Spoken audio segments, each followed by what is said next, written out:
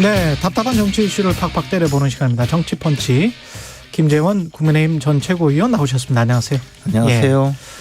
예. 국민의힘 이야기, 성남FC 민주당 이야기 하기 전에 북한 저렇게 무인 드론 비슷한 거 무인기 저렇게 계속 날리고 그러는데 좀 군 대응은 좀 약간 갑갑합니다. 좀 약간 불안해요.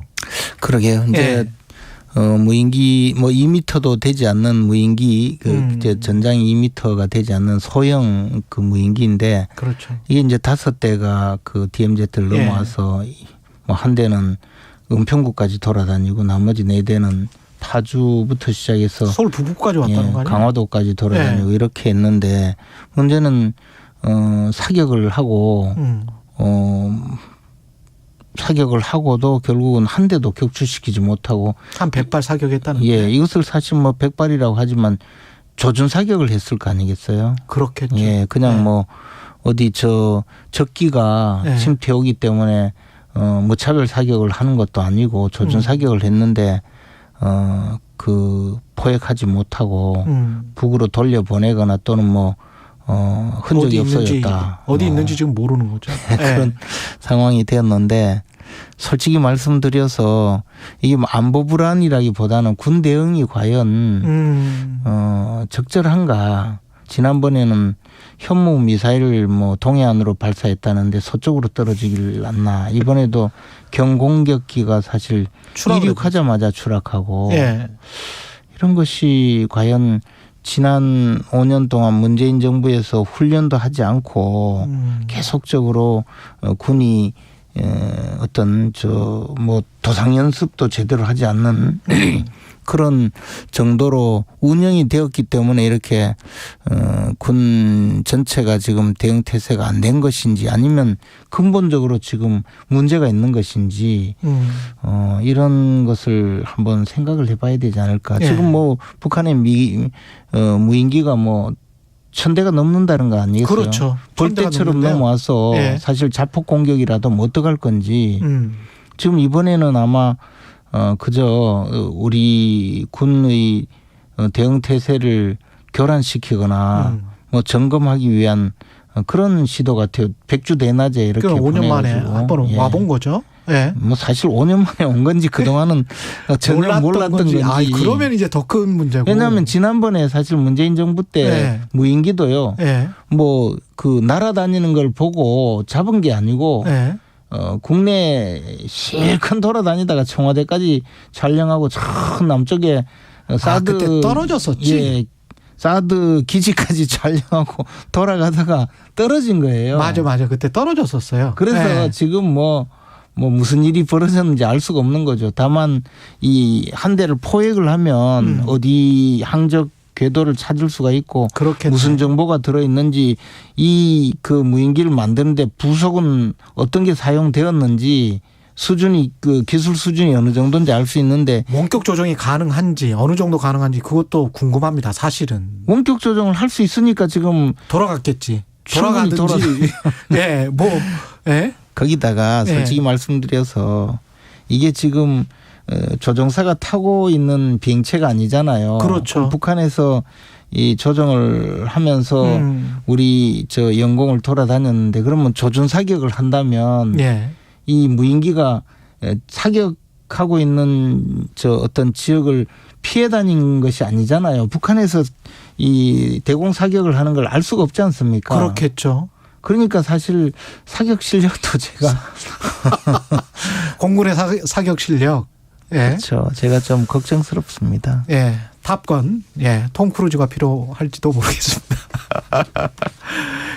민주당 이야기부터 해보겠습니다. 성남FC 관련해서 이제 출석하겠다. 근데 좀 조율하자. 날짜, 형식. 이렇게 이야기를 하고 있는데요. 아까 김우겸 대변인은 당당하게 대응하는 것이다. 이렇게 이야기를 하고요. 어떻게 보세요? 제가 전부터 말씀드렸는데 당당하게 대응하겠다. 내가 무섭냐. 이렇게 주장은 하시지만 이재명 대표의 얼굴에 보면 정말 무섭다?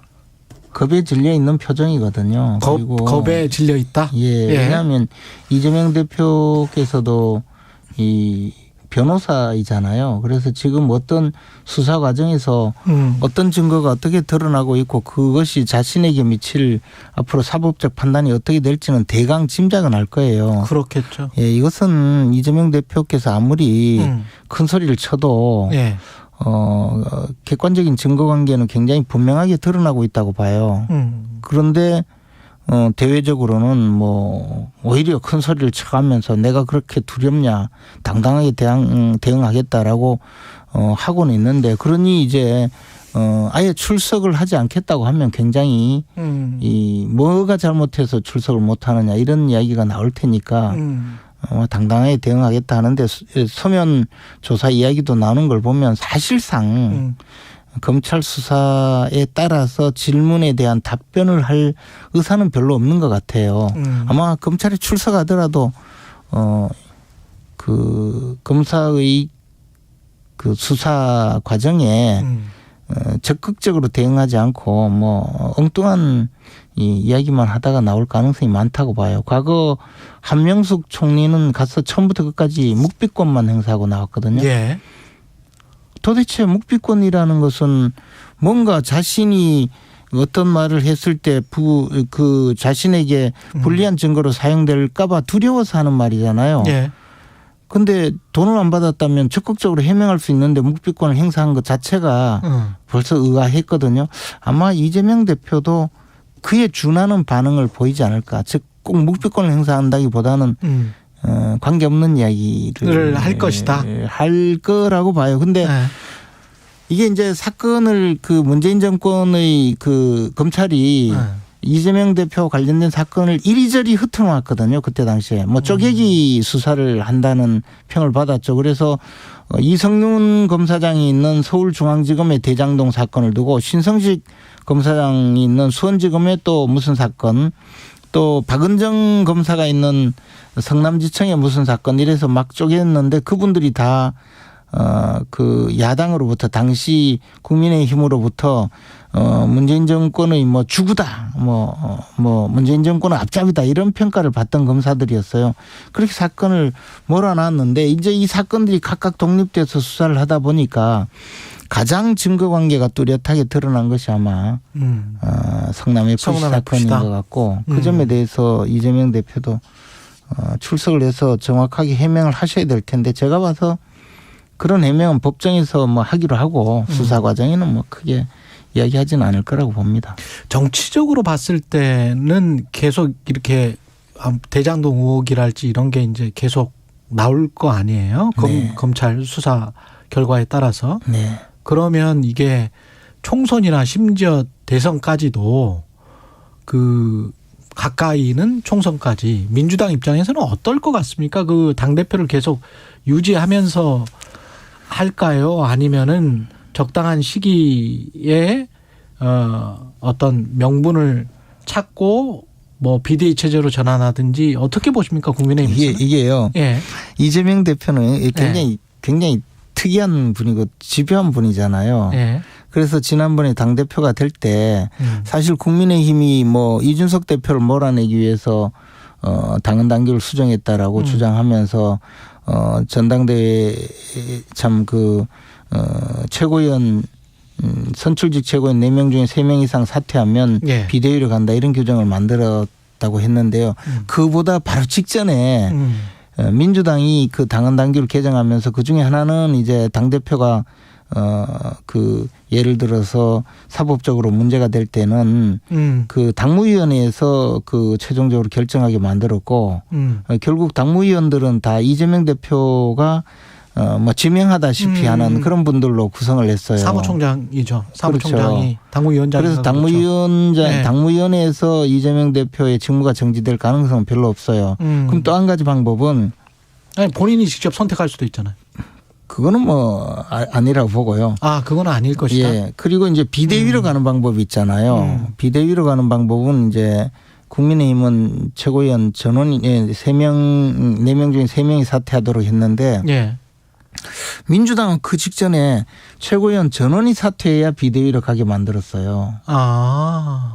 그러니까 쉽게 말해서 최고위원 중에 한 명만이라도 나는 사퇴하지 않겠다고 버티면 당대표가 후임 최고위원을 선출해서 곧바로 정상화시킬 수 있기 때문에 비대위로 가는 것도 현실적으로 지금 현재는 쉽지 않다. 그런 장치를 이미 만들었죠. 이미 이재명 친위 체제 이른바 네. 그렇게 돼 있기 때문에 네. 이렇게 총선까지 갈 수밖에 없을 것이다. 저는 그렇기 때문에 민주당 의원들이 지금 조용하다고 봐요. 그렇기 때문에 조용하다. 총선 때까지 이재명 대표가 갈 가능성이 많고 설사 기소되어서 재판을 받고 하더라도 이재명 대표가 총선까지는 그대로 가면서 공천권을 상당히 확실하게 행사할 가능성이 크다고 보니까 지금 대다수 의원들은 조용히 있는 것 아닌가라고 생각해요. 국민의힘은 사실은 속으로는 좋은 거 아닙니까? 그러면 좋다고 생각하는 거 아닙니까? 이 나라 정치가 이렇게 가서 되겠습니까? 결국은 같이 이 나빠지는 거죠. 최근에 원로 배우이신 김혜자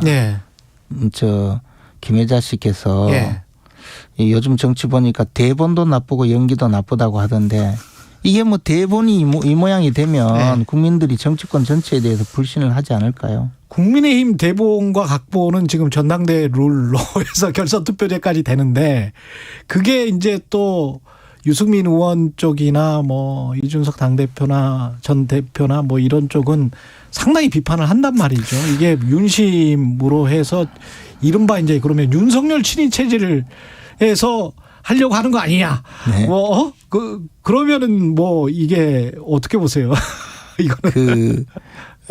최근에 뭐 황교안 전 대표가 저는 뭐 그분 말씀에 동의하지는 않지만 유승민 전 의원 그리고 이준석 전 대표를 뭐 암덩어리라고 확실히 제거해야 된다고 이런 표현을 쓰면서 그때 당시 국민의힘 이전에 자유한국당 시절에 세보수당 계열 쪽하고 통합을 한 데 대해서 천추의 한이다 뭐 이런 표현을 쓰더라고요. 아, 그래요? 네. 그래서 뭐 그 점이 저도 무슨 뜻으로 이야기하는지를 알아요. 그때 그분들이 들어와서 공천에 상당히 문제를 일으킨 것은 사실이거든요. 근데 이제 이 유승민 전 의원이 그렇게 주장하는 것은 지금 당헌당규 개정 이전의 이른바 7대3 룰, 즉 그 여론조사를 30% 반영하는 그런 당헌당규 체제에서는 자신이 당선되는 것이 당연한데 그 경선 규칙을 바꿈으로써 자신을 죽이려고 한다 이런 논리로 계속 주장을 하는데 지금 여론조사 결과에도 보면 우리 당이 전당대회에 대표나 최고위원 선출할 때는 그 역선택 방지 조항을 항상 넣어서 지난번 당대표 선출에서도 그렇게 했거든요.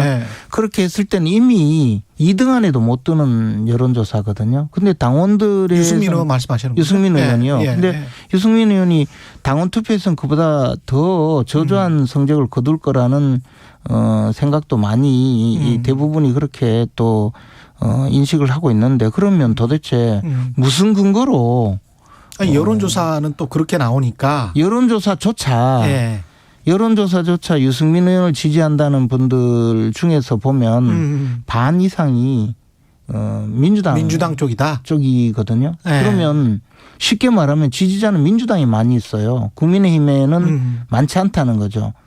엄밀하게 말하면 민주당 가서 대표 출마하는 것이 이 지지자의 구성을 보면 그렇게 생각할 수 있죠. 근데 정작 그분이 민주당 가서 출마를 하면 민주당 지지자가 유승민 의원을 찍어주겠습니까? 그러니까 이것은 이 착시 현상을 두고 계속적으로 자신의 그 어떤 논거의 정당성을 주장하는데 저는 언론에서도 이런 부분에 대해서 조금만 주목을 하면 이런 주장이 별로 근거가 없다는 것을 판단할 수 있을 것 같아요. 하나만 더 질문할게요. 이른바 친윤 후보들은 교통정리가 됩니까 그러면은? 결국에는 되겠죠. 결국에는 뭐 교통정리는 이제 컷오프 방식도 있고 또 더 나아가서 결선 투표까지 있으니까 결국에는 될 텐데 이거는 좀 잘 생각해야 되는 게 그래도 결선 투표에 이른바 친윤 후보가 한 명은 올라가야 한 명은 올라가겠죠. 네. 네. 올라가야 되는 상황이죠. 예.